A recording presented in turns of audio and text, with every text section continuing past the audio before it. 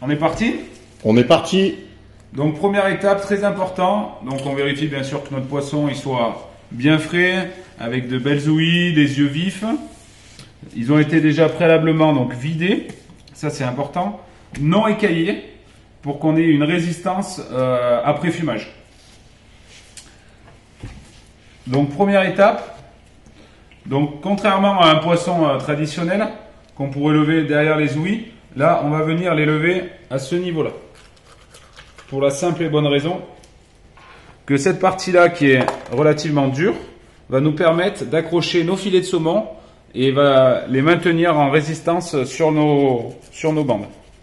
Donc on vient bien derrière la tête. Alors ce geste, tu l'as appris où, Aurélien? Et ben c'est un geste qu'on apprend forcément à l'école hôtelière, mais aussi à force d'en faire quoi. Des poissons, donc là on est sur un type de poisson rond à 2 filets. Après, il y a des poissons plats et des poissons 4 filets, 2 filets. Voilà. Bon, allez, je te dérange plus, je te laisse nous montrer. Donc, ensuite, on retourne de l'autre côté. Même étape. On vient bien chercher donc derrière les ouïes et derrière la tête. Donc, ça, c'est la première étape.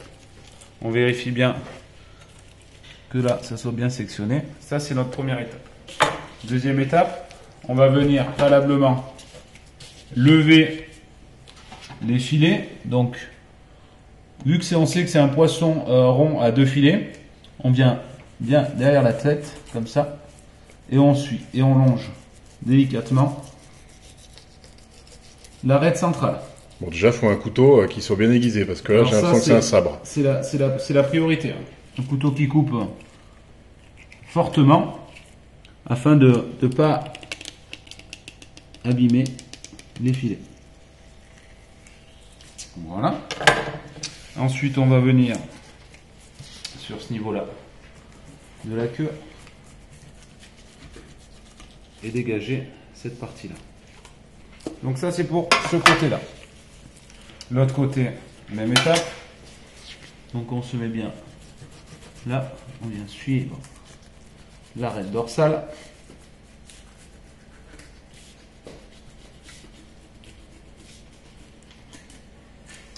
Et voilà.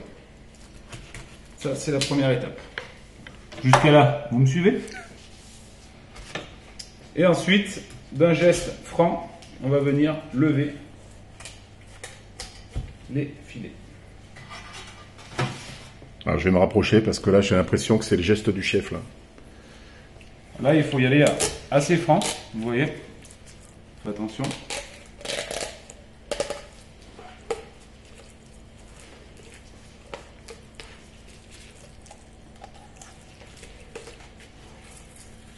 Plus on va donner des à-coups sur notre filet, plus il va être marqué.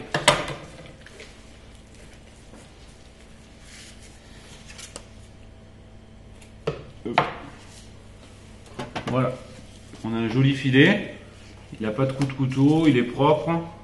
Et donc là, l'étape d'après, ça va être de le parer. On va faire l'autre filet. Ok. Donc même procédé, on retourne notre filet. Alors, est-ce que le deuxième est plus difficile parce qu'il y a moins de tenue sur le poisson? Pas forcément, parce qu'en fait, on se tient vraiment sur l'arête centrale. Notre couteau, en fait, le geste en fait du couteau, ça va être de suivre délicatement comme ça l'arête centrale jusqu'au bout. Et donc là, on reprend donc bien derrière la tête.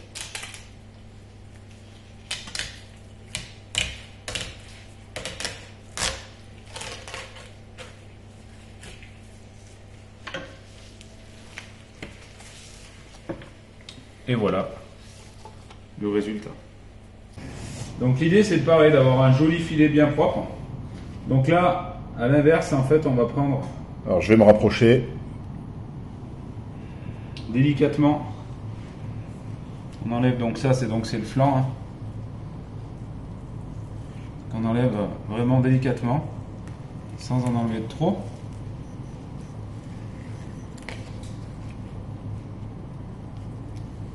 Toujours, le poisson, c'est toujours des gestes nets pour éviter de marquer la chair.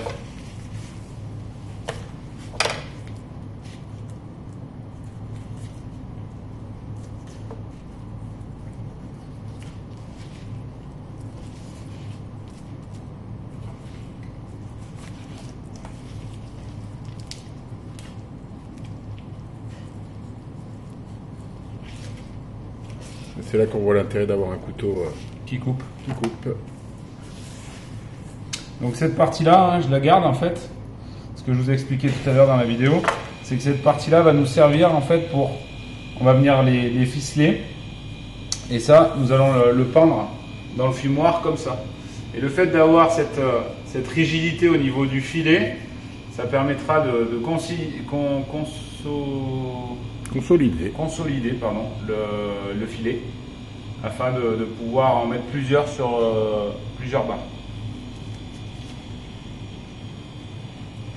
Donc là, on a nos filets, ils sont prêts. Et normalement, tout le monde sait lever un filet désormais. J'espère.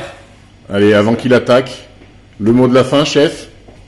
Eh ben, merci de nous suivre. Et puis, bon saumon fumé.